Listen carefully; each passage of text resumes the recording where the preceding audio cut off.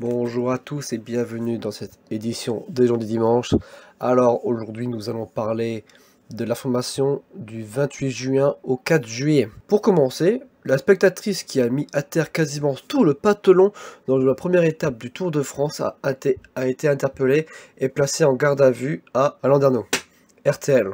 Apparemment elle a été attrapée. Malheureusement pour le Tour de France on ne peut pas placer des barrières partout. C'est quand même le Tour de France, c'est énorme et mettre des barrières et a été placé à chaque fois serait trop grand. Mais on peut pas non plus interdire le Tour de France de se faire et surtout d'avoir des spectateurs à côté. Si on n'a même plus le droit d'aller assister au Tour de France, qu'est-ce qu'on peut faire? Mais quand même ce qu'elle a fait est extrêmement grave. Après, la Grèce va offrir des chèques cadeaux de 150 € aux jeunes de 18 à 25 ans qui acceptent de se faire vacciner. L'heure est venue pour l'État de récompenser l'effort d'une catégorie de citoyens particulièrement éprouvés ces 16 derniers mois, affirme le Premier ministre grec, LM. C'est un moyen de motiver les jeunes en quelque sorte, c'est un moyen de motiver les jeunes. Ensuite, le numéro d'assistance aux femmes victimes de violences, donc le 3919, est depuis ce lundi accessible 24 h sur 24 en semaine, et de 9 h à 18 h les samedis et dimanches. Il n'était jusqu'à maintenant ouvert que de 9 h à 22 h du lundi au vendredi et de 9 h à 18 h le week-end. Dit là. Si vous voulez faire le shopping, c'est le moment car c'est les soldes d'été et c'est parti pour 4 semaines. Ensuite, si nous parlons foot, nous allons évidemment parler de la défaite des Bleus contre la Suisse. Gros coup dur pour les Français, mais comme je l'avais dit, ce n'est pas trop étonnant. Ensuite, au Canada, un nouveau record de température a été recensé.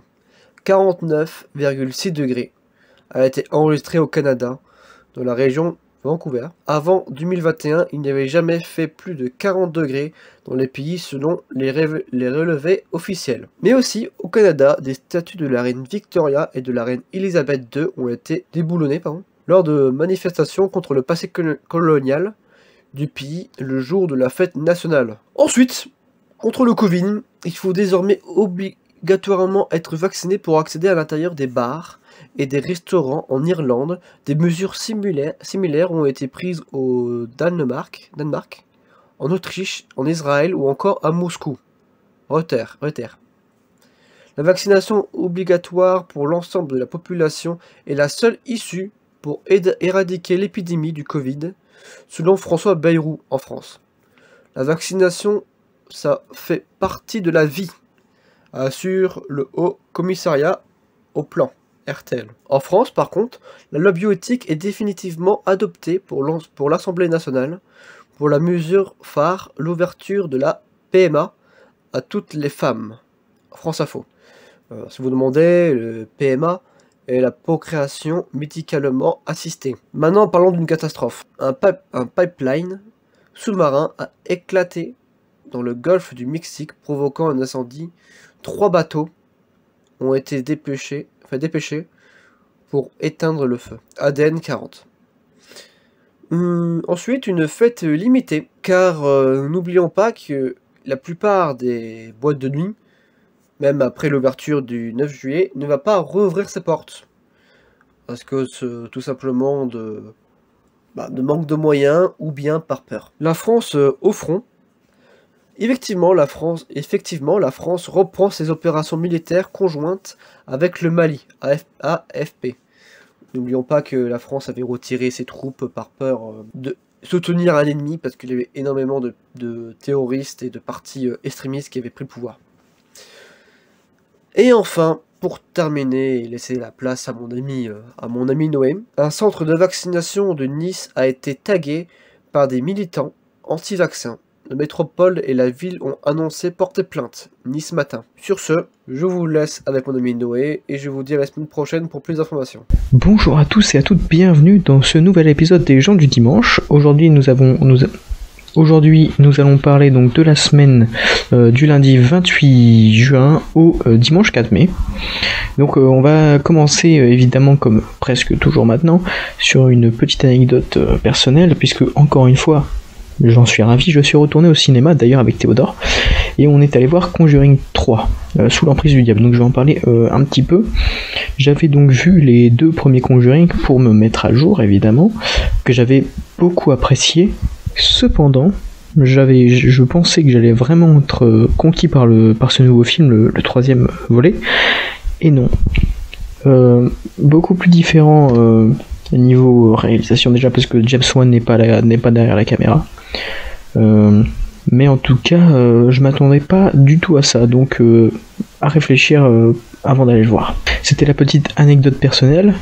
Maintenant on va parler donc du festival de Cannes 2021 qui va bientôt avoir lieu, et donc on va en passer en revue les différents films, les 24 films qui sont en compétition. Donc premièrement on a Annette de Léos Carax, notamment avec Marion Cotillard et Adam Driver. On a Benedetta de Paul Verhoeven avec Virginie Efira. Ensuite on a The French Dispatch de Wes Anderson. Son dernier film c'était donc L'île aux chiens, que j'avais vraiment aimé et j'attends ce film avec impatience. Ensuite en Italie on a The Pianiste de Nanni Moretti. Je vais pas faire tous les films, tous les 24 films. La diversité en tout cas des films est plutôt grande. Donc hâte de voir cette édition du Festival de Cannes, qui plus est se termine et clôturée par le film OSS 117 de Nicolas Bedos, le 3e volet, avec Jean Dujardin et Pierre Ninet. Ensuite, pour finir avec ce programme, on va parler du baccalauréat, et en particulier des résultats. Mais bon, je tiens quand même à rappeler quelques notions. Donc notamment, entre 8 et 10 sur 20 au bac, vous pourrez passer aux euros de rattrapage. Entre 10 et 12 sur 20, aucune mention. Entre 12 et 14 sur 20, c'est la mention assez bien. Entre 14 et 16 sur 20, c'est la mention bien. Et à partir de 16 sur 20 jusqu'à 20 sur 20, et plus pour les plus doués d'entre vous, c'est la mention très bien. Avant de passer aux résultats, quelques anecdotes et notions historiques, donc notamment sur les records du bac. Donc par exemple, la meilleure moyenne de l'histoire du baccalauréat est de 21,39 sur 20 en 2018. Le candidat le plus jeune à avoir passé le baccalauréat avait 11 ans et 7 mois en 2019. Le candidat le plus âgé qui a passé le bac, il avait 93 ans, et ça s'est passé en 2015. Et les meilleures académies de la dernière décennie, c'est Rennes, Nantes et Grenoble, avec un taux supérieur de réussite au bac à 90%. Et encore une petite anecdote, on peut voir depuis l'évolution depuis 2009 que la remise du diplôme a augmenté d'un coup. Donc par exemple, je cite, de 2009 à 2014, voire 2016 même, on restait approximativement sur la même valeur qui était entre 85 et 88%. Et de 2017 à 2019, on restait approximativement sur les 80%. Et étonnamment, en 2020, le taux de réussite au bac est monté à 95,7%. Et ça, c'est juste énorme. Ensuite, pour vous donner un nombre d'idées, le nombre de candidats au bac en 2020, on avait donc 584 candidats en 2020, donc 53,9% en filière générale, 21% en filière technologique et 25,1% en filière professionnelle. Voilà. Maintenant, on va pouvoir parler des résultats, et donc de où trouver les résultats. Donc à partir du 6 juillet 2021, vous pouvez soit regarder sur le site L'étudiant par exemple, ou alors directement aller dans votre centre d'examen où vous avez passé l'épreuve, et votre nom, enfin en tout cas votre nom, si vous l'avez, sera indiqué. Ensuite, pour récupérer vos notes, donc le jour des résultats, dans le centre de délibération indiqué sur la convocation, ça dépendra, hein, comme il est écrit, c'est pas forcément votre lycée ni le centre d'examen. Et je vous dis tout simplement à la semaine prochaine, et surtout n'oubliez pas de vous informer.